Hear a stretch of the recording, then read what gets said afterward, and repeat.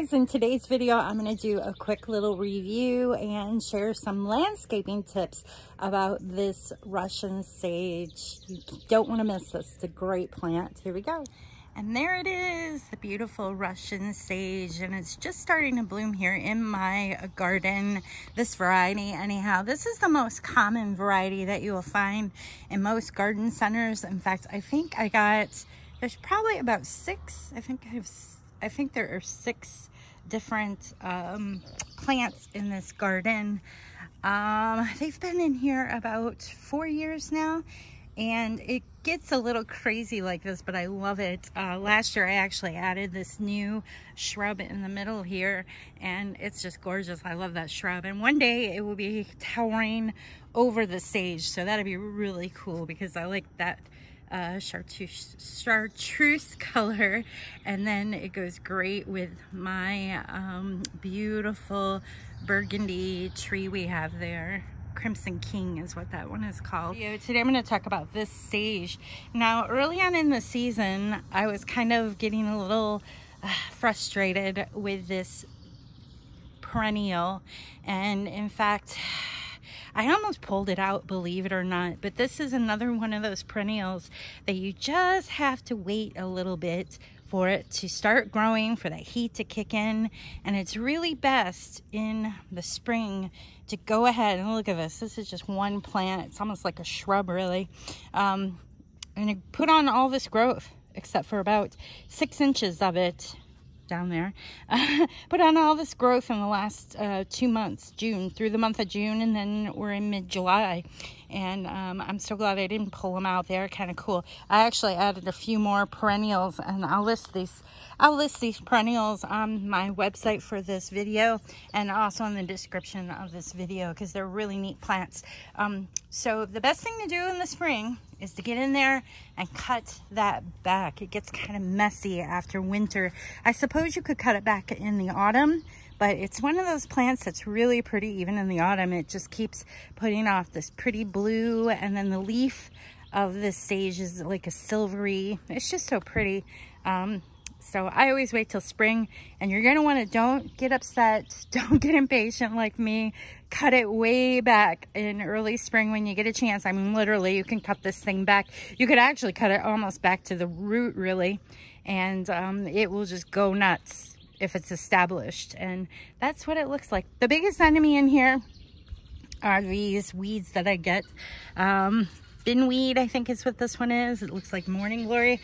It's kind of a pain in the neck. You basically get down at the base of the plant or down in the mulch and pull the weed out from there. You want to be careful. The sage is a little stronger. It won't break too much like some of the plants, but this wraps around some of my lilies, like these pretty hybrid lilies over here. They're about done for now. But when this binweed gets around those, you don't want to do this because it actually will break it off, because the stem of this plant is not as sturdy and as hardcore as the Russian sage. Okay, before I sign out, oh, and bees love it. There's a little wasp on there even. Wow, very cool.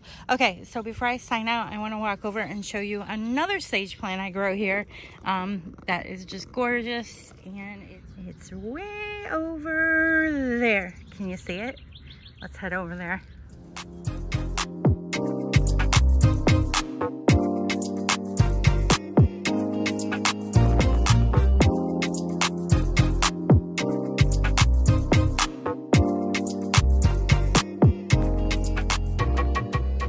And there it is. This one is mixed in with, I try to keep this one in the border, and this one actually stays fairly short.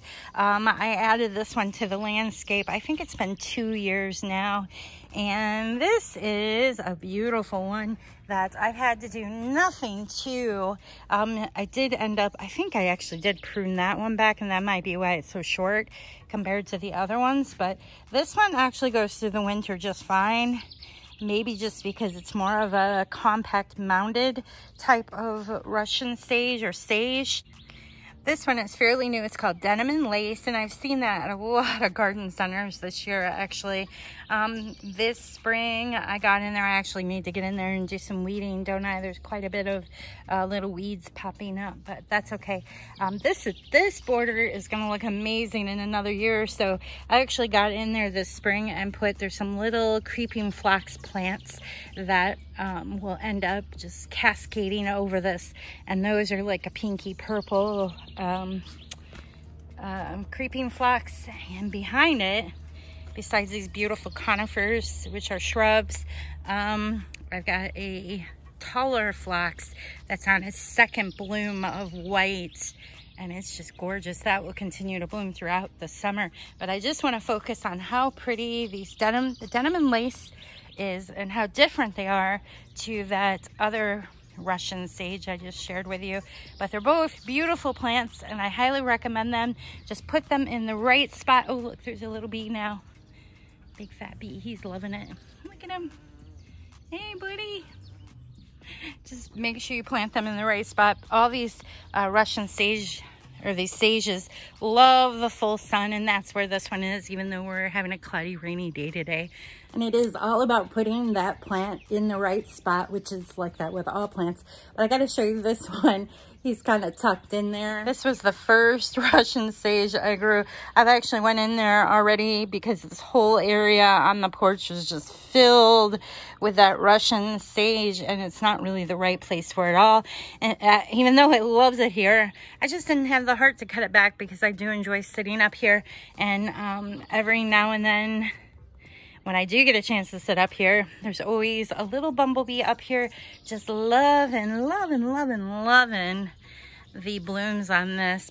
And this was my first Russian sage I ever grew, and this one's been here. Boy, I think I planted this one back, it's probably been 15 years.